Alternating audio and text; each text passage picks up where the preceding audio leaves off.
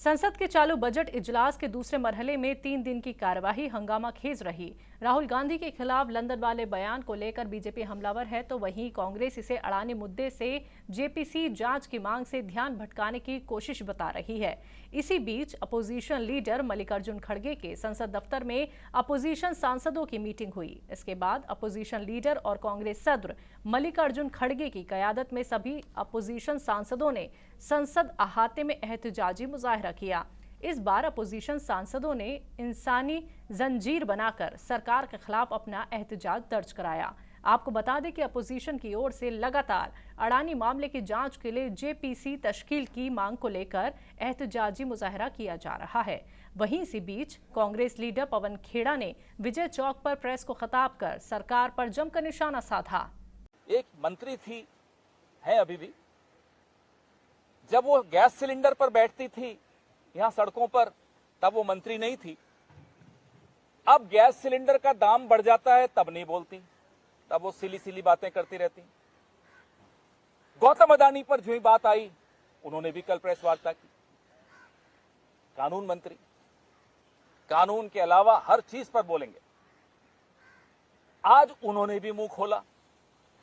तब नहीं मुंह खोला था जब उनके अपने राज्य में चीन घुसता चला आ रहा था। एक गांव बसा दिया चीन ने उनके राज्य में, तब नहीं बोले थे। आज वो भी बोले। जेपीसी की मांग गौतम अडानी पर, हिंडनबर्ग रिपोर्ट पर कांग्रेस जब भी करती है, ये ध्यान बटाने के लिए संसद भी नहीं चलने देते। ये इतिहास में पहली बार हो रहा है कि रूलिंग पार्टी संसद नहीं चलने दे रही। क्यों नहीं चलने दे रही? क्योंकि डर है कि संसद के भीतर रिंग मास्टर गोगो का कोई नाम नहीं ले ले। घबराहट इसी बात की है कि कहीं जेपीसी की मांग नहीं कर दे राहुल गांधी। कांग्रेस सांसद राहुल गांधी ने उनके विदेश में दिए भाषण को लेकर बीजेपी की माफी की मांग को तमाशा बताया और कहा कि ये पूरा मामला अडानी के मुद्दे से ध्यान भटकाने का है। आज सुबह मैं पार्लियामेंट गया और मैंने स्पीकर से कहा कि मैं पार्लियामेंट में बोलना चाहता हूं, अपनी बात रखना चाहता हूं। सरकार के शायद चार मंत्रियों ने मेरे ऊपर आरोप लगाया है, हाउस में आरोप लगाया है, तो मेरा हक है कि मुझे पार्लियामेंट हाउस में अपनी बात रखनी देनी चाहिए।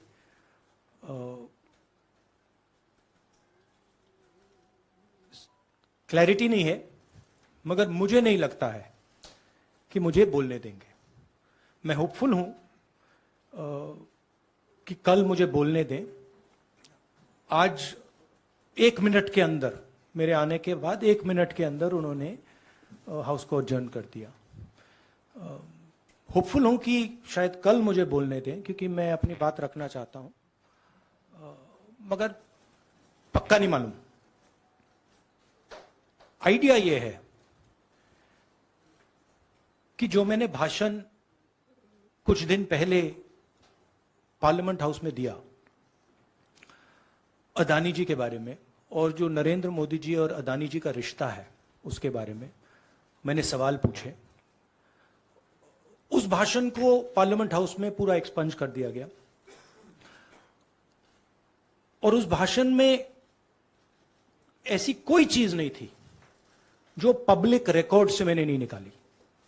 अखबारों से, लोगों की स्टेटमेंट से मैंने पूरा भाषण डेवलप किया था और उसको एक्सपंज कर दिया गया।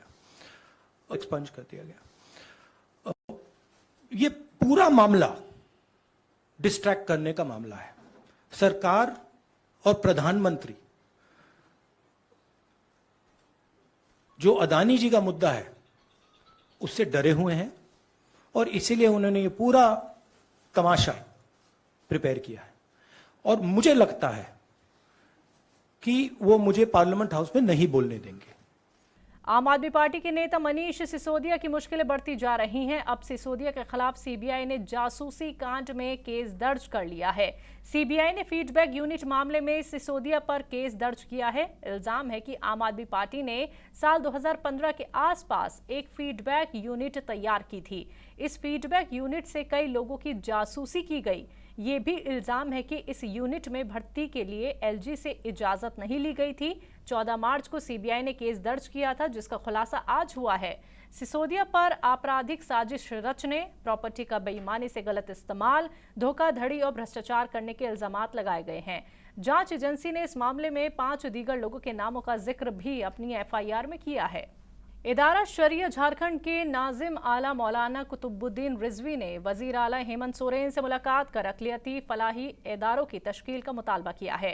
तहजीब टीवी के साथ खुसूसी बातचीत में उन्होंने कहा कि वजीर आला से मुलाकात के दौरान उन्होंने उर्दू असातिज़ा की बहाली के अलावा मदरसा के मसाइल से भी वाकिफ कराया और उसके हल का मुतालबा किया। कुतुबुद्दीन रिजवी ने कहा कि वजीर आला हेमंत सोरेन ने उनके मुतालबात को जल्द ही पूरे करने का यकीन दिलाया है। विधानसभा ख़त्म होने के बाद का इजलास ख़त्म होने के बाद हमारी मुलाकात वज़ीर आला जनाब हेमंत सोरेन से हुई और फिर कई उज़रा से भी हुई। उसमें अल्पसंख्यक मंत्री भी शामिल हैं, आलमगीर साहब हैं, बन्ना गुप्ता हैं, बादल पत्रलेख हैं और दीगर उज़रा हैं, उनसे भी मेरी मुलाकात हुई। माइनॉरिटी कमीशन, वक्फ बोर्ड, मदरसा बोर्ड और उर्दू एकेडमी, ये सारी चीज़ें बन जानी चाहिए। मैनिफेस्टो में सरकार जेएमएम के मैनिफेस्टो में था कि जो उर्दू स्कूल 300 से ज़्यादा मर्जर पिछली सरकारों ने किया जानबूझकर, उस मर्जर को तोड़ेंगे, उस मर्जर को हटाएंगे, मदरसा बोर्ड बनाएंगे। लेकिन आज तक उर्दू मर्जर को जो मर्ज कर दिया गया था उर्दू स्कूल, वो हटा नहीं। ये बड़े अफसोसनाक बात है। दूसरा क्या है कि जो 592 मदरसे हैं, मुल्हका मदारिस जो हैं 592, जो ग्रांट के इंतज़ार में हैं, उनको ग्रांट देने का वादा था, आज तक उनको नहीं दिया गया।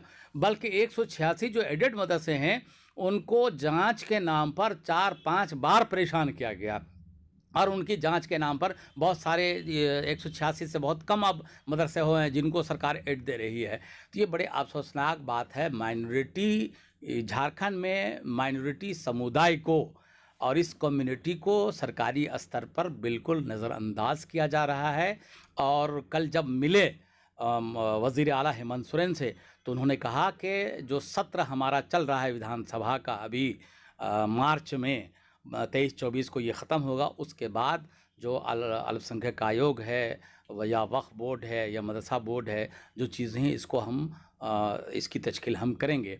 तो हमने ये भी कहा कि कोई अगर अड़ंगा डाल रहे हो, चाहे कांग्रेस और आरजेडी, तो बताया जाए, हम उनसे बात करेंगे। तो उन लोगों से भी मेरी बातचीत चल रही है। कोई अड़ंगा नहीं है, किसी तरह की कोई दिक्कत नहीं है। अगर दिक्कत है तो मन में दिक्कत है, ये साफ हो जाना चाहिए। वरना आने वाले दिनों में सेकुलरिज्म की हिफाजत करना सिर्फ मेरी जिम्मेदारी नहीं है, बल्कि इन लोगों की ज़्यादा जिम्मेदारी है कि ये सेकुलरिज्म के हिफाजत करें और ये सरकार में आते हैं। वरना आज मुस्लिम कम्युनिटी अपने हक़ की आवाज़ के लिए स्वतंत्र है। कहीं भी ये कम्युनिटी जा सकती है और अपने हक़ की आवाज़ कहीं भी बुलंद कर सकती है। अगर इस सत्र के बाद न किया तो ये नाराज़गी और बढ़ेगी, और जब नाराज़गी बढ़ेगी तो किसी धमाका खेज नतीजे की तरफ ही नाराज़गी जाएगी। अजमेर शरीफ दरगाह से खादिमों की अंजुमन ने तुर्की और सीरिया में भूकंप मुतासिरों के लिए 36 लाख रुपए की मदद भेजी है। सुल्तानुल हिंद हजरत ख्वाजा गरीब नवाज रहमतुल्लाह अलैहि की दरगाह में अंजुमन सैयद जादगन की तरफ से दुआ का प्रोग्राम भी हुआ। अंजुमन सदर सैयद गुलाम किबरिया चिश्ती और सेक्रेटरी सैयद सरवर चिश्ती ने मीडिया को बताया कि देश विदेश में जब भी कोई मुस्लिम समाज पर या गैर मुस्लिम समाज पर कोई मुसीबत आती है तो अजमेर दरगाह से उनको मदद ज़रूर भेजी जाती है। यही वजह है कि तुर्की भूकंप मुतासिरों की मदद के लिए छोटी सी रकम 25 लाख और सीरिया के लिए 11 लाख भेजी गई है। गरीब नवाज की बारगाह से जो तुर्की और सीरिया के अंदर बहुत बड़ा हादसा गुजरा है, हम खुद्दाम ख्वाजा की तरफ से एक छोटा सा नजराना तुर्की और सीरिया के अंदर भेज रहे हैं। और हम गरीब नवाज की बारगाह में दुआ करते हैं जो भी लोग परेशान हैं, चाहे वो किसी धर्म से ताल्लुक़ रखते हों, सरकार उन सबको अच्छा करे और उनको सेहतयाबी अता फरमाएँ, हर बला आफात से महफूज रखें। और जो घर से बेघर हो गए हैं वहाँ पर सीरिया के अंदर, तुर्की के अंदर, सरकार उनको घर वापस से फिर से बसाए। और गरीब नवाज की बारगाह में खुद्दाम ख्वाजा की तरफ से जो ये 25 लाख रुपए का एक दिया गया है और चेक, और 11 लाख रुपए का एक चेक दिया गया है। ये गरीब नवाज की बारगाह से एक छोटा सा नजराना है, मगर यह है कि थोड़ा थोड़ा कतरा कतरा करके ही दरिया बनता है। तो उस तरीके से हर आदमी हर तरीके से हर जगह से सोचेगा तो इंशाअल्लाह ताला उनकी काफ़ी मदद होगी। और हमारे मुल्क हिंदुस्तान के अंदर जो हमारी सरकार ने भी वहाँ पर जो मदद की है, जो लोगों को वहाँ पर भेजा और वहाँ पर लोगों को राहत मिली है, हम उनके भी बेहद शुक्रगुजार हैं। और जिन जिन कंट्रियों ने वहाँ पर जाकर जो भी अपना फ़र्ज़ अंजाम किया, हम उनके भी बेशक शुक्रगुजार हैं। गरीब नवाज की बारगाह से हम यही पैगाम देते हैं कि जिन जिन लोगों ने वहाँ जाकर कोशिशें की, मेहनत की, जिस तरीके से जिनसे जो भी सहायता हो सकी, मदद हो सकी, उन लोगों ने की है। अल्लाह गरीब नवाज उससे ज़्यादा उन सबको हिम्मत और ताकत और तौफीक अता फरमाए। हम गरीब नवाज की बारगाह से यही पैगाम देना चाहते हैं।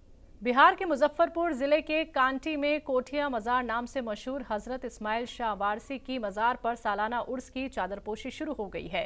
वैसे तो यहाँ शब बारात के साथ ही चादरपोशी के लिए अकीदतमंदों का पहुंचना शुरू हो जाता है, लेकिन 14 मार्च तक लोग बड़ी तादाद में कोठिया मज़ार पर आते हैं। कांटी के कोठिया गांव वाकई ये मज़ार पूरे बिहार में मशहूर है। इस मज़ार की बनावट भी दीगर मज़ारों से अलग और ख़ास है। इस मज़ार पर मन्नत मांगने, दुआ पढ़ने और चादर चढ़ाने के लिए दूर दूर से अकीदतमंद आते हैं। हर साल शब बारात के 6 रोज़ बाद कोठिया मज़ार का सालाना उर्स मनाया जाता है। कोठिया मज़ार के गुलाम जिलानी वारसी ने बताया कि इस बार उर्स का 55वां साल है। उर्स को लेकर 1 महीने पहले से तैयारियां शुरू कर दी जाती हैं। दूर दूर से लोग यहां दुआ मांगने और चादर चढ़ाने आते हैं।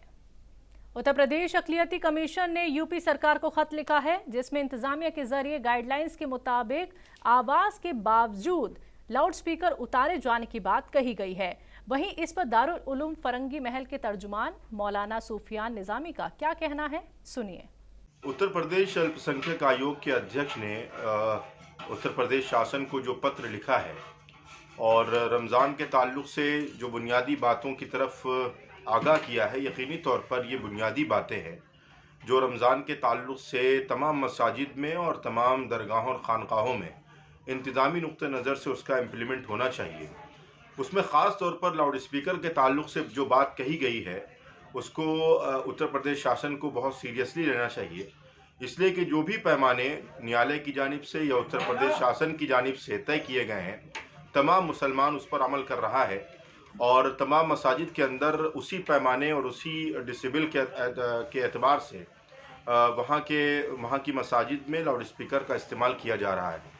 उसके बावजूद भी अगर किसी ज़िले से ये शिकायत आ रही है, जैसा कि उत्तर प्रदेश अल्पसंख्यक आयोग के अध्यक्ष साहब को पहुंची है, तो यकीनी तौर पर उन तमाम चीज़ों की तरफ शासन को तवज्जो देने की ज़रूरत है।